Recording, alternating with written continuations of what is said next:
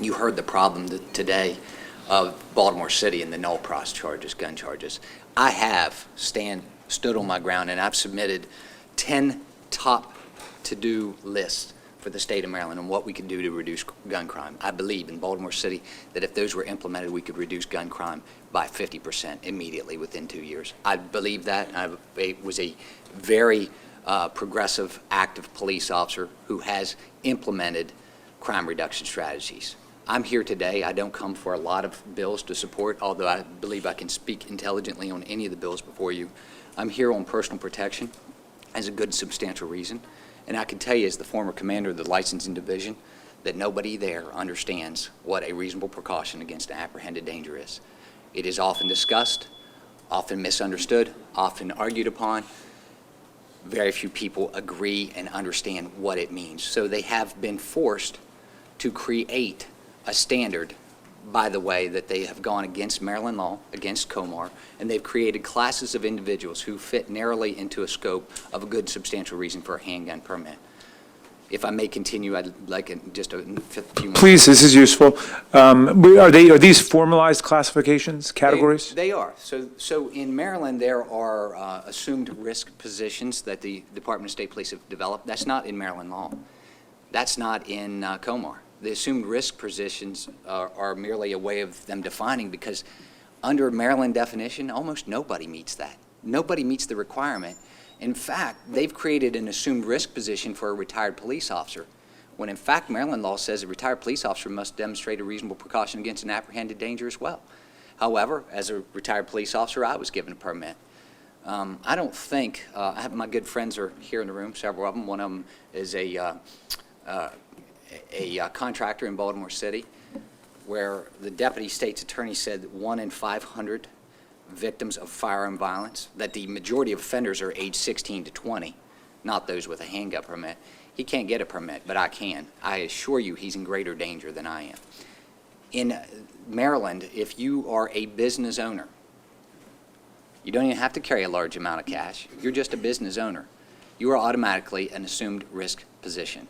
My conversations with the first sergeant, who's currently in charge of the Maryland State Police, because I advocate for some people trying to get permits and trying to help them sort out the confusion that lies within, that he said, quote unquote, who are we to say that the business owner carrying a cell phone, that that's not the equipment that he needs to protect the property that someone would need to go after? In other words, for a business owner, you needed to demonstrate that you had property of value, not just a bag of money, but a cell phone or a computer, something of value that you would need to protect from being robbed in a high crime area such as Baltimore City. And who are we to say that a cell phone isn't that? I don't know many citizens that don't carry a cell phone, but they don't qualify, but a business owner does. Now, let me just clarify that. I'm born and raised in Garrett County. We left our doors unlocked. We didn't have a high crime rate. I wasn't worried in Garrett County. In fact, when I go home, that's probably the only place I don't carry a gun. I'm now a PG County resident. I carry a gun all the time. But I don't need it there, but if I'm a business owner, I'm automatically given a permit under Maryland State Police standards because of the confusion of good and substantial. However, if you're in Baltimore City where the crime rate is so high that you might be likely to be a victim of a violent crime, you've heard the chief of police tell you how violent their city is by his mere statistics. It is a wonderful place. You can't get a permit unless you're a business owner, or you have some threat where someone has committed a bodily harm, an act of violence against you. It is the most unfair process we have. I believe in an equal treatment of all citizens. I believe in the 14th Amendment, the 4th Amendment, the 2nd Amendment. I believe that everybody should be treated fairly, and there is an unjust class of citizens that's created by the good and substantial requirements. Thanks. Senator Brochen's got a question. Thank you, Mr. Chairman. Thank you for coming in. I think I've seen you before this committee, maybe last year or the year before. So the top 10 crime-fighting ideas you have, could you drop those off and could you send them over here? And, absolutely. I've emailed every senator and every delegate in here with those. Yeah, if you could shoot me an email. Getting back to what I said before, if we flip the burden and gave the state police 120 days and said the only reason that they can say no would be for the psychological piece and for the misdemeanor or felony thing, would that do it rather than making it any more complicated? Because then it kind of covers everything you said. They have to give you a good and substantial reason, and they can't classify it anymore because it just has to, because the only thing that they can exclude you for is for psychological reasons or for past criminal history, and you give them a timetable, because this whole 9 month and two, I mean, I've been on this committee for 12 years, and, I've heard stories from 9 months to 2 years. I mean, that's unconscionable that anybody should have to wait that long. It's arrogant, actually, to be honest with you. So would that do it? I think 120 days is too long of a time period. I think they could do it in 60 days. Okay. But flipping the burden would pretty much do it? I believe so, yes. Okay, thank you very much. Senator Castley?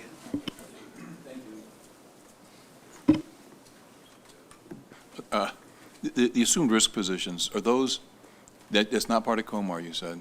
It's not. So how was that, is that a state police internal memo? How are those documented? So I've had a lot of conversations. In fact, one of the members that originally drafted the original handgun permitting scheme in Maryland was here testifying on another bill, and I've had conversations with him. They had to come up with something. They're simply so confused in the Department of State Police on what the legislator's intent was with good and substantial that they had to develop something. Otherwise, everybody was told, no, you can't get a permit. So they've had to, and there are arguments that come in. And in fact, as the commander, I used to get a call from the superintendent's staff to say, well, surely this guy meets it. And I would say, yeah, of course it does. I would walk downstairs and my guys would say, no, he doesn't meet it, Captain. We can't do that. Well, guess what? The superintendent said, yes, he does meet it. They're just confused. They're just creating the best class that they You can. misunderstood my question is, are those in, if you, It's they have a special order that, so it's in writing? it is, yeah. It's in writing, it's a special order issued by who? Well, it's authorized by the superintendent of the state police. It's written by the commander of the licensing division. Okay, so the superintendent of state police, it's a memo format, and it says these are the assumed risk positions authorized by the superintendent? That's correct. Goes through Okay. legal counsel review, all that. Okay. And then the 10 recommendations, yeah, I kind of shared the request from the Senator Absolutely. Broach, and I appreciate it. Absolutely. And They're really simple things that we can do. Okay, good. Great. Thank you. Please send it to all of us, and thank you very much for your testimony. We appreciate it.